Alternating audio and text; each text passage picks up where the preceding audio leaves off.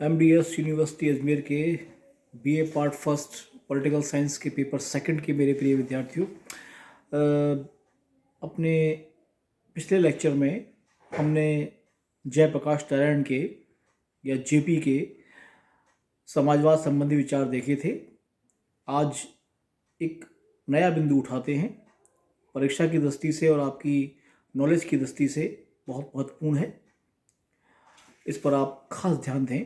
वो है JP के या जयप्रकाश नारायण के लोकतंत्र संबंधी विचार।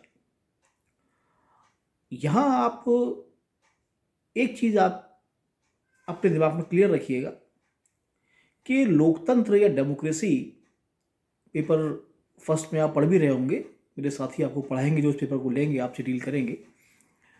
लोकतंत्र दुनिया की सबसे लोकप्रिय शासन प्रणालियों में से एक है। दुनिया के अधिकांश मुल्क आजकल इसको अपनाए हुए हैं, कुछ अपनाने की कोशिश कर रहे हैं और लोकप्रिय तो है भाई। जनता प्रत्यक्ष कुछ देशों में और या अप्रत्यक्ष रूप से दुनिया के अनेक देशों में अपने रिप्रेजेंटेटिव या अपने प्रतिनिधियों के माध्यम से शासन करती है, और एक निश्चित टाइम पूरा होने के बाद यदि लगे कि वो टाइम काम ठीक से नहीं कर रहे हैं, आप हटा सकते हैं। काम ठीक कर रहे हैं, आप दोबारा चुन भी सकते हैं। अभी हाल ही में देखा होगा आपने, अमेरिका में राष्ट्रपति के चुनाव हुए, उससे पहले बराक ओबामा 2 बार चुने गए थे, लेकिन डोनाल्ड ट्रंप को दूसरा मौका नहीं दिया गया। लोकतंत्र है, डेमोक्रेसी है, जनता का शासन है। लेकिन इसके बावजूद भी लोकतंत्र में कुछ खामियां भी हैं, कुछ कमियां भी हैं। ये एक फुल प्रूफ सिस्टम नहीं है। अब हम जयप्रकाश नारायण की बात पर आते हैं। JP डेमोक्रेसी के तो पक्षधर हैं। लोकतंत्र को वो एक अच्छी शासन प्रणाली मानते हैं, लेकिन वर्तमान लोकतंत्र जो JP के समय जारी है, उसमें कुछ ऐसी खामियां हैं कि उनका यह मानना है कि जब तक इन कमियों को दूर नहीं किया जाएगा, लोकतंत्र वास्तव में लोक का तंत्र नहीं बन सकता। लोक माने जनता और तंत्र माने सिस्टम या व्यवस्था। अब उन्होंने इसमें कुछ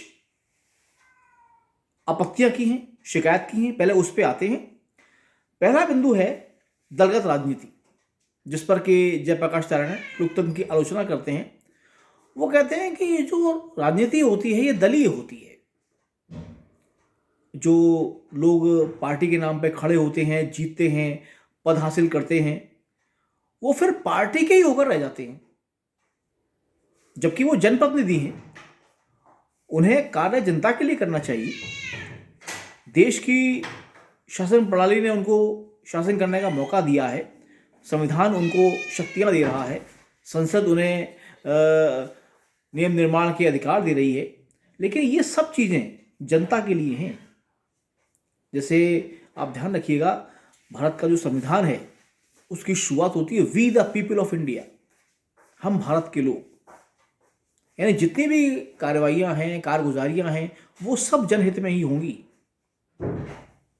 लेकिन JP का या जयप्रकाश नारायण का ये मानना है कि जो पार्टी सिस्टम है, इसमें व्यक्ति अपनी पार्टी का पहले है, राज्य और देश का बाद में। जैसे आपने अभी हाल ही में देखा है, स्थानीय संस्थाओं के चुनाव हुए हैं।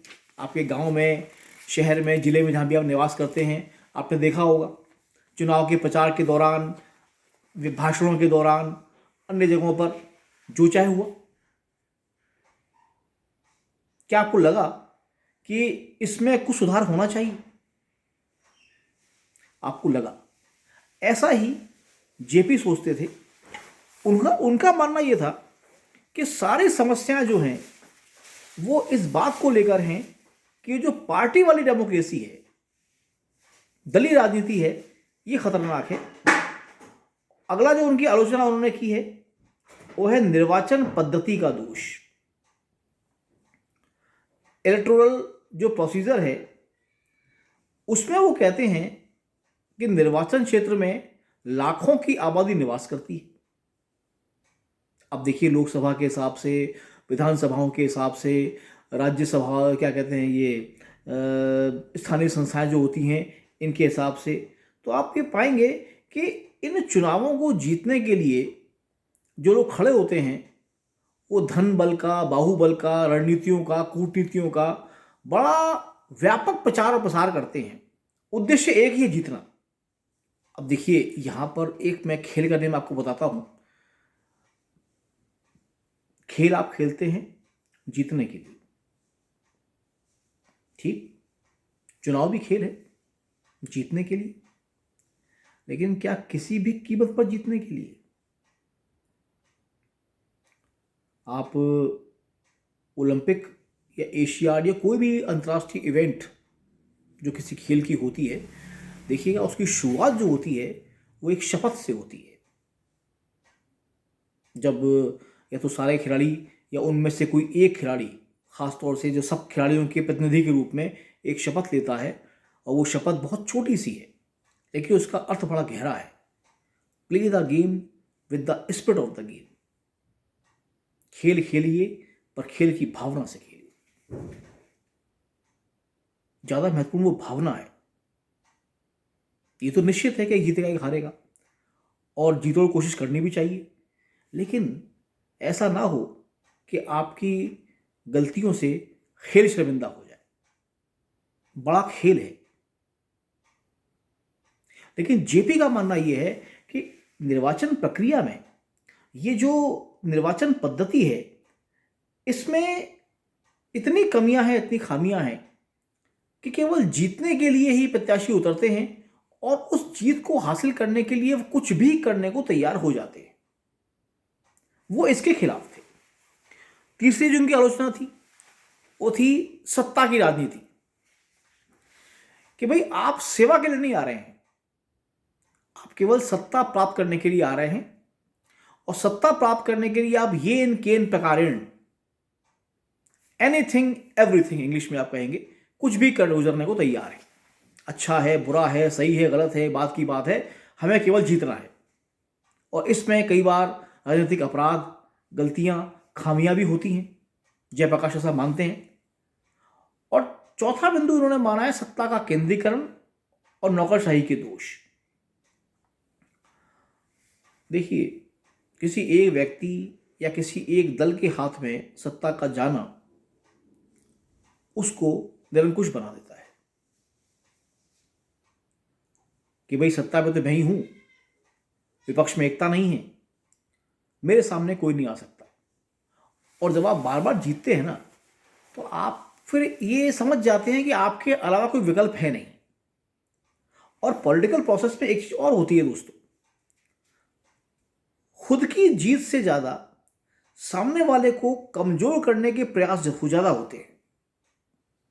भाई आप मेरा मुकाबला तब कर पाएंगे ना जब आप में एकता होगी, या आप मेरे मुकाबले खड़े हो सके। अगर मैं ऐसा होने ना दूं तो जयप्रकाश ये मानते हैं कि ये जो शक्ति का जो केंद्रीकरण है, एक व्यक्ति या एक दल या कुछ व्यक्तियों का समूह पूरे देश में अपने शासन चला रहा है, ये ठीक नहीं है, गलत है। और दूसरा उन्होंने कहा जो नौकरशाही है, ब्यूरोक्रेसी है, ये ब्यूरोक्रेसी, इसका काम जिनको आप बोलते हैं लोक सेवक, पब्लिक सर्वेंट, ये पब्लिक सर्वेंट ना होकर उस पार्टी विशेष के सर्वेंट बनकर रह जाते हैं जिसके साथ वो काम कर रहे हैं। तो जन कल्याण जो इनको बनाने का मूल मकसद है, उसके स्थान पर ये उस पॉलिटिकल पार्टी के हित में काम करना शुरू कर देते हैं, उसकी नीतियों के क्रियान्वयन में, आवंटन में, कार्यों को बांटने में, जो कि देश के स्वास्थ्य के लिए और लोकतंत्र के स्वास्थ्य के लिए हानिकारक सिद्ध होती है। धन्यवाद।